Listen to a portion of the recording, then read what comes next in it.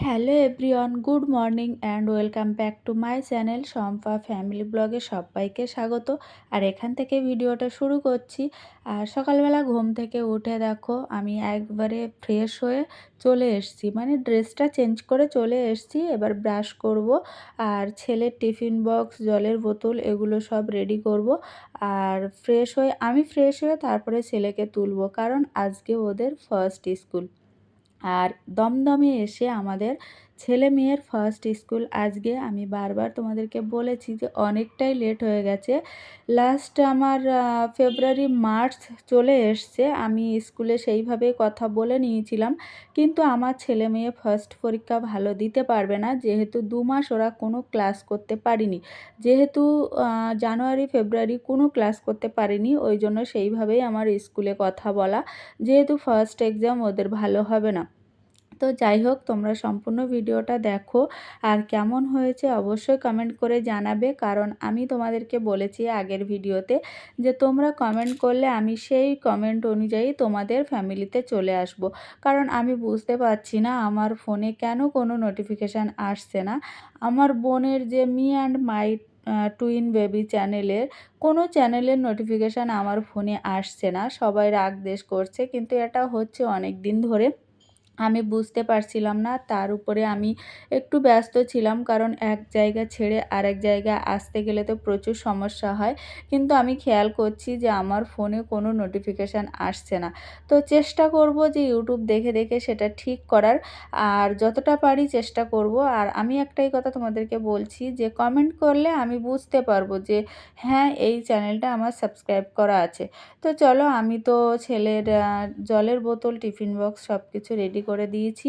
তারপরে এই যে আমি একটু ব্রাশ করে নেব, কারণ আমার ড্রেস তো করা হয়ে গেছে আর ছেলে এখনও ঘুম থেকে ওঠেনি। আর এখানকার স্কুলের একটাই মানে ভালো, যে 7:55-র মধ্যে আমাকে স্কুলে পৌঁছে দিতে হবে।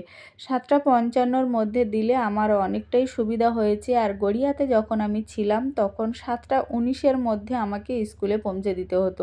আমার ছেলের ঘুমও হতো না।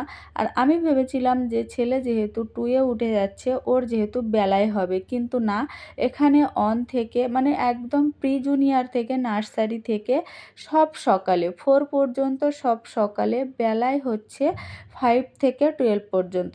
তো যাই হোক, আমি সেইটা ভেবেছিলাম যে দুজনের বেলায় হলে আমার একটু সুবিধা হবে, কিন্তু আমার সুবিধা হলো না। কিন্তু 7:55 দিয়েছে, আমার কোনো অসুবিধা হয় না। আমি উঠে টিফিন বানিয়ে ছেলেকে ভালোভাবে রেডি করে তারপরে নিয়ে যেতে পারি। আর এখানকার স্কুল ড্রেসগুলো তো আলাদা, সেটা তোমাদেরকে আমি দেখিয়েছি। এটাই হচ্ছে আমাদের আসল ঠিকানা।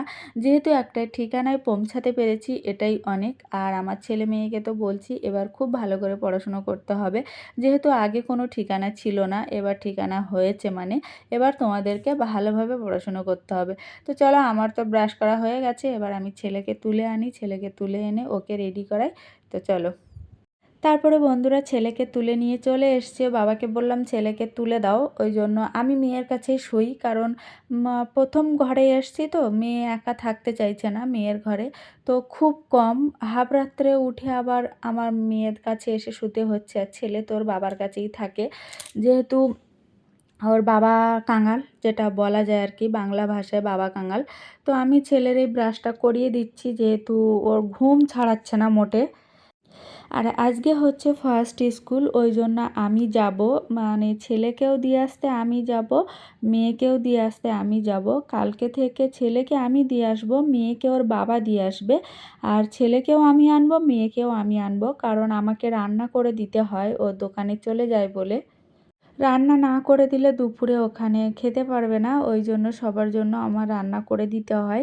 আর যখন পারি আমি দিই, যখন পারি না আমি দিতে পারি না, সেটা আমি আগের থেকে বলে দিই। যখন আমি সামলে উঠতে পারি না তখন আমি দিতে পারি না।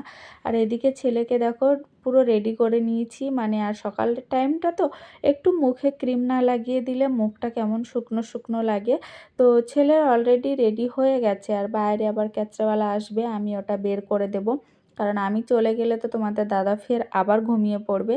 আর মেয়ে এখনও ঘুম থেকে ওঠেনি, যেহেতু এখনও 7টা বা 7:30টাও বাজেনি, ওই জন্য মেয়ে এখনও ঘুম থেকে ওঠেনি। কিন্তু ওকে এত বেলা পর্যন্ত তো শুতে দেব না, যেহেতু আজকে ফার্স্ট স্কুল, এরপর যখন স্কুল চালু হয়ে যাবে আমি আর এত বেলা পর্যন্ত শুতে দেব না। তো আমি নোংরার বালতিটা বাইরে বের করে দিয়ে যাব, কারণ উনি কখন আসবে তার ঠিক নেই। আমি না থাকি তখন সমস্যা হয়ে যাবে, সারাদিন ওই নোংরাটা ঘরেই থাকবে। আমাদের এখানে শুক্রবারটা কেবল আসে না, আর প্রত্যেকটা বারে আসে। এই যে দেখো আমার ঘরের সামনেটা, আমি যেখানে কাচরা দিচ্ছি আমার পিছন দিকে একটা রুম, আর মাঝখানে লিফট, আর ওই সামনে একটা রুম, মানে এক একটা ফ্লোরে 3টে করে রুম। আর ছাদে যাওয়ার সিঁড়ি ওই যে দেখা যাচ্ছে। তো যাই হোক, চলো ছেলেকে এই যে বের করে নিয়ে এসেছি, মানে লিফটের মধ্যে আছি। আর লিফটটা হলে তো অনেকটাই সুবিধা হয়, যেহেতু 4তলার ওপর থেকে ওঠা নামা তো সম্ভব নয়, আর সব জায়গায় লিফট থাকবে। এই যে নতুন লিফট। তো চলো একদম গ্রাউন্ডে চলে এসেছি। আর সবার ফার্স্ট যেহেতু আমরা নিচে নেমেছি, ওই জন্য প্রত্যেক দিন তালাটা আমাকেই খুলতে হয়, কারণ আমার আগে কেউ উঠে বাইরে আসে না। যেহেতু আমার ছেলে স্কুলে যায়, ওই জন্য সবার ফার্স্ট আমি নিচে আসি। তো এই মেন গেটের তালাটা আমি লাগিয়ে দিই, আর বাইরের গেটের তালাটা খুলে আমি লাগাই না আর, মানে এই তালাটা খুলে আমি আর তালা মারি না, যেহেতু এটা খোলাই থাকে। আর মেন গেটের তালাটা আমি মেরে দিই, আর পরে যখন যে আসবে সে খুলে রাখবে। মানে সকালবেলা এই যে তালা খোলা হলো, আর সন্ধ্যে 6টায় আবার তালা পড়ে যাবে, যে আসবে সে তালা খুলে আসবে। তো চলো একে আগে স্কুলে পৌঁছে দিয়ে ঘরে আসি, তারপরে কথা বলছি। তো বন্ধুরা, তারপরে মেয়েকে রেডি করার পালা, যেহেতু ছেলেকে তো স্কুলে দিয়ে এসছি, অনেকক্ষণ হয়ে গেছে, আর রান্নাও করতে হবে। ওই জন্য ছেলের সমস্ত সব কিছু, আর হ্যাঁ আজকে টিফিনটা বাইরে থেকেই দিয়েছি, কারণ আজকে আমি টিফিন করতে পারিনি। আর মেয়ের এই যে বক্সটা রেডি করে দিচ্ছি, যেহেতু অনেক দিন পড়েছিল, তো ওই জন্য একটু সাবান দিয়ে পরিষ্কার করে দিচ্ছি। আর টিফিন বক্সটা তো ওই ঘরে থাকতে কেনা হয়েছিল, সেই শপিংগুলো আমি তোমাদেরকে দেখিয়েছিলাম। আর আমাদের নিচে কি আওয়াজ হচ্ছে আমি জানি না, কিসের আওয়াজ, এত রাত্রে কিসের যে আওয়াজ করে ভগবান জানে। আর তোমাদের দাদা আজকে যাবে না, যেহেতু ফার্স্ট, ওই জন্য আমি দিতে যাব। আর এদিকে দেখো মেয়ে রেডি হয়ে গেছে। আর আমার একটা জিনিস খুব ভালো লেগেছে, যে আমি যে স্কুল ড্রেসে মানে স্কুলে গেছি, সেটাই আমার মেয়েদের স্কুল ড্রেস, মানে ব্লু আর সাদা। আর ব্লু কালার আর সাদা তো জাস্ট লাগে, সেটা তো বলে বোঝানো যাবে না। যার ইউনিফর্ম, যার মানে যে স্কুলের যে ইউনিফর্ম, সবার কাছে এই জিনিসটা খুবই প্রিয়। তাই কারোর কাছে ব্লু হোক, কারোর কাছে সবুজ হোক, কারোর কাছে মানে ব্ল্যাক টাইপের একটা থাকে, অনেক সময় গামছা টাইপের একটা থাকে। ওই জন্য যার স্কুলের ড্রেস তার কাছে সেটা মানে কি বলবো, তার কাছে সেটা খুবই ভালো। মানে কিছু বলার নেই, স্কুল ড্রেস নিয়ে আমার কিছু বলার নেই। তবু আমি এই জিনিসটা, আমার মেয়ে যখন পড়ে যাচ্ছে আমার স্কুলের কথা মনে পড়ছে আর কি, এটাই বললাম আর কি। তারপরে বন্ধুরা স্কুলের ঝামেলা তো মিটিয়ে আসলাম, এসে তোমাদের দাদার তো খিদে পেয়ে গেছে, ওই জন্য একটু গোলা রুটি করে দিচ্ছি, মানে জল দিয়ে যে গোলা রুটিটা আমরা বলি সেই রুটিটা করে দিচ্ছি আপাতত। সকালবেলা 3 থেকে 4টে করে দেব, আমি তো এটা খাবো না, তোমাদের দাদা খাবে, তারপরে রান্না বসাবো। আর তার মধ্যেখানে আজকে আসবে আমাদের টিভি ফিটিং করার লোক, মানে আমাদের যেহেতু ডিশ তো কেবল তো নয়, ওই জন্য সেই ডিশের অফিস থেকে লোক আসবে, যেহেতু আমাদের সেখান থেকে লোক আসবে। আর গড়িয়াতে যখন ছিলাম, উনি আবার এই অফিসে ফোন করে বলেছে অমুক জায়গায় যেতে হবে। তো এই 2-3 সপ্তাহ হয়ে গেছে, ফোন করে করে তো আসে না, আজকে ফাইনালি আসবে। আর ওদিকে দেখো মাছগুলো ভাজা করে নেব, আর এই যে চাল ভিজিয়ে রেখেছি, কুমড়ো ফুলের পিঠে করব। ছেলে খুব পছন্দ, বাজারে গেছিলো তাই এনেছে, ওর ঠাকুমা করে দিত বাড়ি থাকতে, ওই জন্য বলছে মা মা বানিয়ে দেবে, তুমি ওইগুলো নাও।